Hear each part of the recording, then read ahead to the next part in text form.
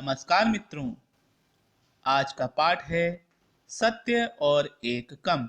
ये दोनों कविताएं विष्णु खरे जी की प्रसिद्ध कविता हैं। देखेंगे आज सत्य और एक कम। आप देख रहे हैं अपना चैनल ज्ञान का प्रकाश सीबीएसई हिंदी विद मथुरा दास। आज हम पढ़ रहे हैं कक्षा 12 की हिंदी ऐच्छिक की पाठ्य पुस्तक अंतरा भाग 2, जिसकी कविता खंड का आधुनिक खंड है। उसमें पांचवा पाठ है। विष्णु खरे जी की दो कविताएं सत्य और एक कम। देखते हैं पहले एक कम कविता का सारांश। एक कम कविता के माध्यम से कवि ने स्वतंत्रता के बाद भारतीय समाज में प्रचलित हो रही जीवन शैली को रेखांकित किया है। आज़ादी हासिल करने के बाद सब कुछ वैसा नहीं रहा जिसकी आज़ादी के सेनानियों ने कल्पना की थी।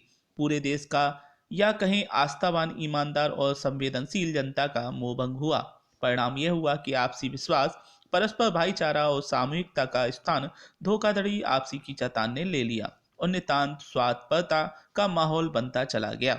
कवि इस माहौल में स्वयं को असमर्थ पाते हुए भी ईमानदारों के प्रति अपनी सहानुभूति स्पष्ट रूप से रखता है तथा कुछ न करने की स्थिति में होने के बावजूद स्वयं को ऐसे लोगों के जीवन संघर्ष में बाधक नहीं बनाना चाहता। इसलिए वह कम से कम एक व्यवधान तो कम कर ही सकता है, जो कि वह करता है। यही कविता का संदेश भी है। एक कम के अंतर्गत हम देखते हैं कि स्वतंत्रता के बाद जो जो लोग गलत माध्यमों से जो है आगे बढ़ रहे थे, उनसे जो एक अच्छा और गरीब या लाचार व्यक्ति है वह अपनी प्रतिस्पर्धा को छोड़ देता है। यानी वो जो लोग ये सोचते हैं, जो सबसे प्रतिस्पर्धा रखते हैं कि मैं ज़्यादा जो है धनवान हो जाऊं, चाहे कारण चाहे तरीका कुछ भी हो, लेकिन उनसे वह व्यक्ति जो कि गरीब है और किसी कारण से लाचार है, वह कहता है कि कम से कम मैं आपके रास्ते में नहीं आऊँगा। इस हेतु मैं आपके सामने समर्पित हूँ कि मैं आप पर आश्रित हूँ और आप मुझे जो देंगे उसी से ही मेरा जीवन चलेगा। तो एक कम का अर्थ यह है कि उन लोगों, जो इस तरह के लोग हैं जो किसी भी तरह से धन कमाते हैं, उनमें से आप अपने आप को अलग हटा लेते हैं, यानी उनमें से एक कम हो जाते हैं। देखते हैं कविता को विस्तार से। कविता पढ़ते हैं पहले।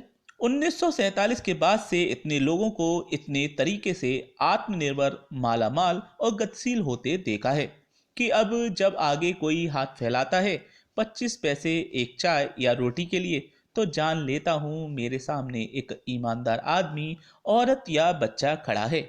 मानता हुआ कि हाँ, मैं लाचार हूँ, कंगाल या कोड़ी, या मैं भला चंगा हूँ और कामचोर और एक मामूली धोखेबाज, लेकिन पूरी तरह तुम्हारे संकोच, लज्जा, परेशानी या गुस्से पर आश्रित, तुम्हारे सामने बिल्कुल नंगा, निर्लज्ज और निराकांक्षी मैंने अपने आप को हटा लिया है हर होड़ से।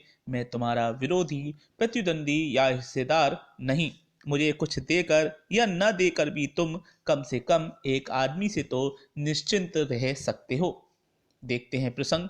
प्रस्तुत पंक्तियां हमारी पाठ्य पुस्तक अंतरा भाग 2 में संकलित कविता एक कम से ली गई है।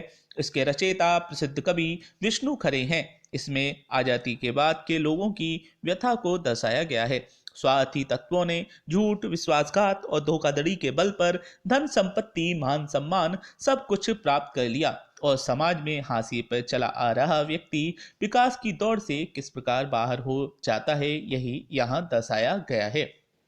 देखते हैं कविता का की व्याख्या। दो भागों में पढ़ेंगे इसको। कविता सिर्फ एक ही पद जो है छोटी सी कविता है, लेकिन व्याख्या जो है वो थोड़ी सी बड़ी है, इसलिए इसको दो भागों में पढ़ते हैं। 1947 के बाद से इतने लोगों को इतने तरीके से आत्मनिर्भर, मालामाल और गतिशील होते देखा है कि अब जब आगे कोई हाथ फैलाता है 25 पैसे एक चाय या दो रोटी के लिए, तो जान लेता हूँ मेरे सामने एक ईमानदार आदमी, औरत या बच्चा खड़ा है। मानता हुआ कि मैं लाचार हूँ, कंगाल हूँ या कोड़ी, मैं भला चंगा हूँ और कामचोर और एक मामूली धोखेबाज, लेकिन पूरी तरह तुम्हारे संकोच, लज्जा, परेशानी या गुस्से पर आश्रित। यह इसका पहला भाग है। अगला भाग हम आगे पढ़ेंगे। तो इसकी व्याख्या देखते हैं। कवि कहता है कि 1947 के बाद बहुत सारे लोगों को अनेक तरीकों से आत्मनिर्भर होते, संपन्न होते और उन्नति के पथ पर आगे बढ़ते उसने देखा है। अर्थात स्वतंत्रता के पश्चात आर्थिक संपन्नता की उन्नति के लिए लोगों ने हर तरह के झूठ, छल, कपट, बेईमानी, धोखाधड़ी का साथ लेकर चारों ओर स्वार्थपरता का वातावरण फैला दिया है।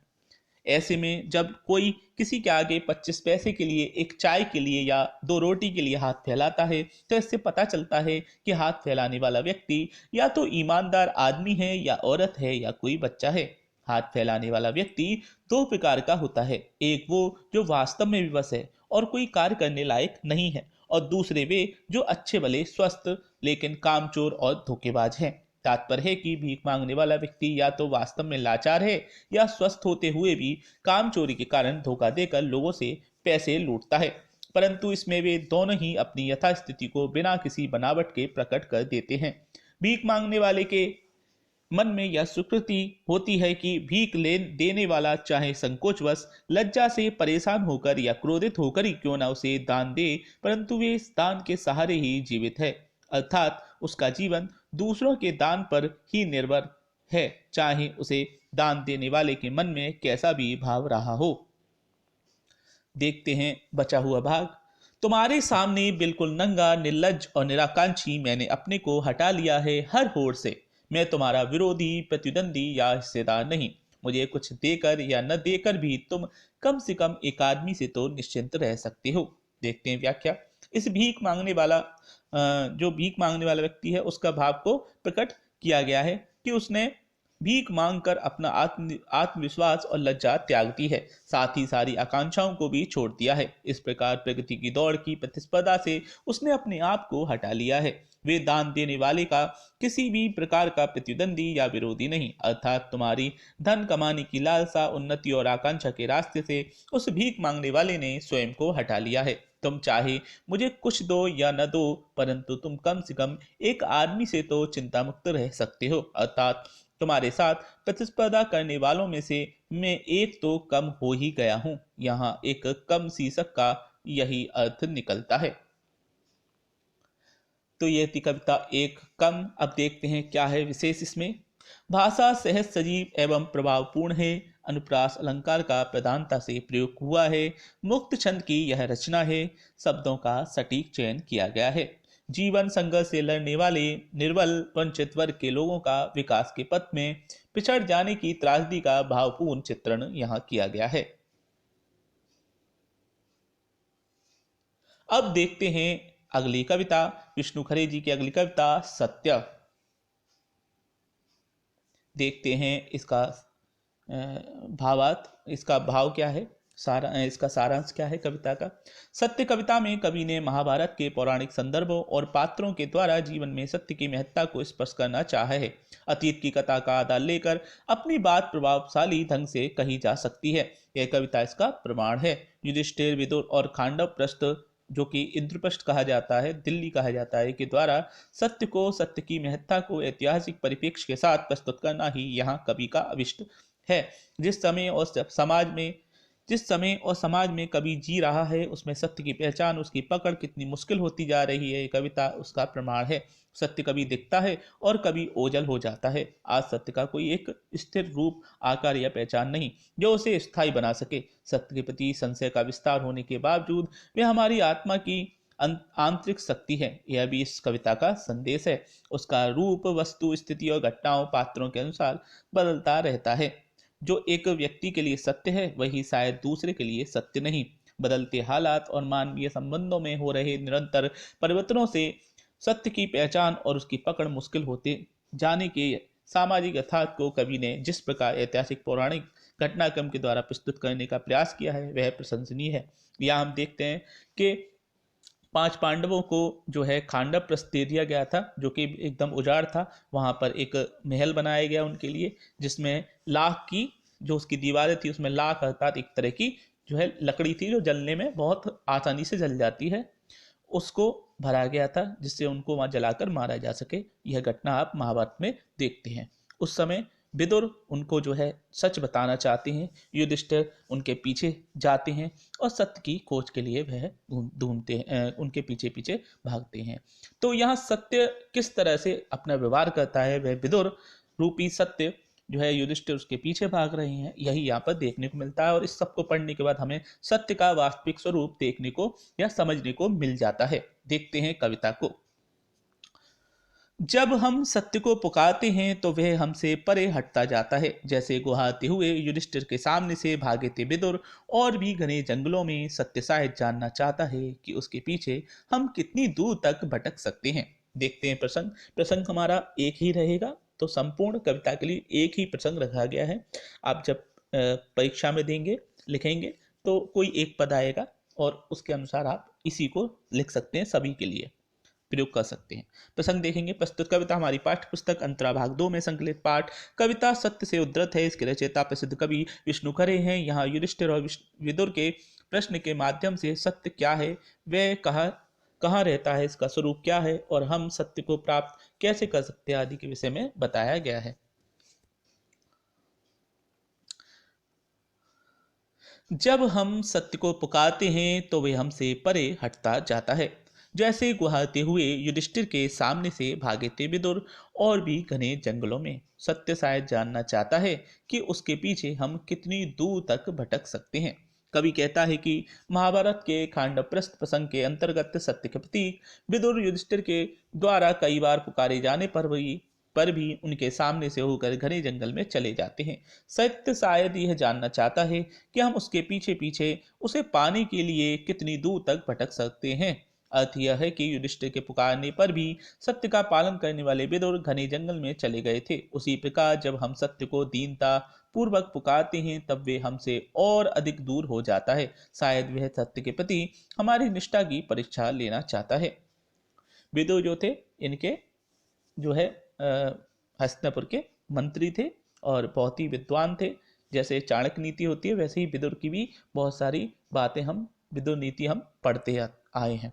और इन्होंने जो है पांडवों को बचाया था, इस प्रसंग के अंतर्गत उनको जो है स्वच्छ स्थान पर पहुंचाया था। आगे देखते हैं। कभी दिखता है सत्य और कभी ओझल हो जाता है, और हम कहते रह जाते हैं कि रुको, यह हम हैं। जैसे धर्मराज के बार बार दुहाई देने पर कि ठहरिए स्वामी विदुर, यह मैं हूं आपका सेवक कुंती नंदन युधिष्ठिर। वे नहीं चटकते। व्याख्या देखते हैं। सत्य का कोई स्थिर रूप, आकार या पहचान नहीं होती। समय के अनुसार कभी कोई सत्य होता है तो कभी कोई, अर्थात सत्य समय व परिस्थिति के अनुसार बदल सकता है, और परिस्थिति के अनुसार ही उसका स्वरूप निर्धारित होता है। हम जब तक उसका अनुभव कर पाते हैं तब तक वे लुप्त हो चुका होता है। हम उसे पुकारते हैं कि यह हम हैं, लेकिन तब तक वह हमसे दूर जा चुका होता है। कवि कहता है कि जिस प्रकार धर्मराज युधिष्ठिर के बार बार दुहाई देते, स्वयं को उनका सेवक कहते, सत्यमूर्ति विदुर को वहां रुक जाने के लिए कहते हैं, परंतु वह उनकी पुकार को अनसुना कर देते हैं और वहां नहीं रुकते, उसी प्रकार हमारे रोकने पर भी सत्य नहीं रुकता और हमारी आंखों के सामने से ओझल हो जाता है। देखते हैं आगे। यदि हम किसी तरह युधिष्ठिर जैसा संकल्प पा जाते हैं तो एक दिन पता नहीं क्या सोचकर रुक ही जाता है सत्य, लेकिन पलटकर सिर्फ खड़ा ही रहता है। वह दृढ़ निश्चयी अपनी कहीं और देखती दृष्टि से हमारी आंखों में देखता हुआ अंतिम बार देखता सा लगता है वे हमें, और उसमें से उसी का हल्का सा प्रकाश जैसा आकार समा जाता है हमें। देखते हैं व्याख्या। कवि कहता है कि यदि हम युधिष्ठिर के समान दृढ़ संकल्प होकर सत्य की खोज में उसके पीछे लग भी जाएं तो एक दिन पता नहीं, शायद सत्य हमारा पीछा करने पर रुक भी जाए, लेकिन हम केवल उससे देख ही पाते हैं, उससे बात नहीं कर पाते। उस समय वह कहीं और देखती हुई नजर से जब हमें देखता है तो लगता है जैसे अंतिम बार वह हमें देख रहा हो। इस प्रकार सत्य से हमारा यह आखिरी साक्षात्कार होता है। उस समय उसका हल्का सा प्रकाश जैसे निकलकर हम में प्रवेश कर जाता है, अर्थात जब हमें सत्य की अनुभूति होती है तो उसके प्रकाश से हम भर जाते हैं। फिर हमें उसे ढूंढने की आवश्यकता नहीं होती, क्योंकि वह हमारे अंदर रहकर हमारा मार्गदर्शन करता है। जैसे शमी वृक्ष के तने से टिककर न पहचानने में पहचानते हुए विदुर ने धर्मराज को निर्निमेष देखा था अंतिम बार, और उनमें से उसका उनका आलोक धीरे धीरे आगे बढ़कर मिल गया था युधिष्ठिर में। सिर झुकाए निराश लौटते हैं हम कि सत्य अंत तक हमसे कुछ नहीं बोला। हाँ, हमने उसके आकाश से निकलता हुआ वह प्रकाश पुंज देखा था, हम तक आता हुआ वह हम में विलीन हुआ या हम में होता हुआ आगे बढ़ गया। व्याख्या। कवि कहता है कि सत्य का प्रकाश हमारे अंदर वैसे ही समा जाता है जैसे विदुर ने शमी वृक्ष के तने के सहारे खड़े होकर अनजान निगाहों से धर्मराज युधिष्ठिर को देखा था। युधिष्ठिर को देखते हुए उनकी पलक तक भी नहीं झपकी। उससे उनका प्रकाश, सत्य का प्रकाश, निकलकर धीरे धीरे आगे बढ़कर युधिष्ठिर में मिल जाता है। अर्थात यह कि जब हम दृढ़ संकल्प होकर सत्य को ढूंढते हैं तो वह हमारे अंदर अपना प्रकाश भर देता है। कवि कहता है कि सत्य से साक्षात्कार होने पर भी हम सिर झुकाए निराश होकर ही लौटते हैं, यह सोचते हुए कि सत्य ने अंत तक हमसे कुछ नहीं कहा। हमने सत्य के प्रकाश पुंज को अपने अंदर विलीन होता देखा और उसके बाद यह आगे बढ़ गया। अर्थात सत्य की उपस्थिति के प्रति सदैव हमारे मन में संशय बना रहता है। हमारे दृढ़ संकल्प के कारण सत्य का साक्षात्कार तो हमें हो जाता है, परंतु हम यह निश्चय नहीं कर पाते कि हमने उस सत्य को धारण भी किया है। हम सदैव संशय में रहते हैं कि क्या सत्य वास्तव में हमारे अंदर मौजूद है या हमसे होकर कहीं बाहर निकल गया। अंतिम पंक्तियां हैं। हम कह नहीं सकते, न तो हम में कोई स्फुरण हुआ और न ही कोई ज्वर, किंतु शेष सारे जीवन हम सोचते रह जाते हैं, कैसे जाने कि सत्य का वह प्रतिबिंब हम में समाया या नहीं। हमारी आत्मा में जो कभी कभी दमक उठता है, क्या वह उसी की छुअन है, जैसे विदुर कहना चाहते हैं तो वह वहीं बता सकते थे। सोचा होगा माथे के साथ अपना मुकुट नीचा किए युधिष्ठिर ने खांडवप्रस्थ से इंद्रप्रस्थ लौटते हुए। कवि कहता है कि सत्य का प्रकाश जब हमारे अंदर आया तो ना तो कोई कंपन हुआ, ना कोई ज्वर आया, अर्थात किसी प्रकार की विशेष ऊष्मा की अनुभूति हमने नहीं की। किसी प्रकार का कोई परिवर्तन ना महसूस करके हम जीवन भर यही सोचते रहते हैं कि हम कैसे जाने कि सत्य वह प्रतिच्छाया सत्य की वह प्रतिच्छाया हम में समा गई अथवा नहीं। आत्मा में कभी कभी जो विशेष दीप्ति आ जाती है, जो प्रकाश आ जाता है, क्या वह उसी सत्य के प्रतिबिंब का स्पर्श है। अर्थात हमारी आत्मा की आंतरिक शक्ति सत्य से प्रकाशित हो जाने के कारण कभी कभी चमक उठती है। जैसे खांडवप्रस्थ से इंद्रप्रस्थ लौटते हुए युधिष्ठिर ने मुकुट पहने सिर को नीचा किए हुए सोचा होगा कि यदि विदुर कहना चाहते तो वही बता देते। कवि का भाव यह है कि युधिष्ठिर ने अपने अहम का त्याग करते हुए सोचा होगा कि उसकी अंतरात्मा में जो सत्य और न्याय का प्रकाश है वह उसी अनकहे सत्य के प्रकाश का प्रतिबिंब है। इसके उसके स्पष्ट मास से ने ही उनकी आत्मा को में बना दिया है, कांति से भर दिया है, चमक से भर दिया है। इंद्रप्रस्थ अर्थात दिल्ली आज के समय की। देखते हैं क्या है इस कविता में विशेष सत्य। भाषा में गंभीरता, सजीवता और प्रभावमेता है। काव्यांश में दृष्टांत अलंकार का प्रयोग हुआ है। सत्य का मानवीकरण किया गया है। मुक्तक चंद की कविता है। सत्य से साक्षात्कार किया गया है। तो आज हमने पढ़ी दो कविताएं विष्णु खरे जी की, सत्य और एक कम। आप देख रहे थे अपना चैनल ज्ञान का प्रकाश सीबीएसई हिंदी विद मथुरा दास। यह हमारा 77वां वीडियो था। आपको हमारे वीडियो कैसे लग रहे हैं जरूर बताएं। हमारे वीडियो आपको पसंद आती है तो लाइक करें, शेयर करें और हमारे चैनल को फॉलो करें। अधिक से अधिक लोगों तक इस चैनल को पहुंचाएं, आपकी अति कृपा होगी। हमारा प्रयास भी आप जो हम मेहनत कर रहे हैं अगर आप सराहेंगे तो हमें भी प्रोत्साहन मिलेगा। फिर मिलेंगे। याद रखिए हमारे चैनल को जिसका नाम है ज्ञान का प्रकाश सीबीएसई हिंदी विद मथुरा दास। धन्यवाद।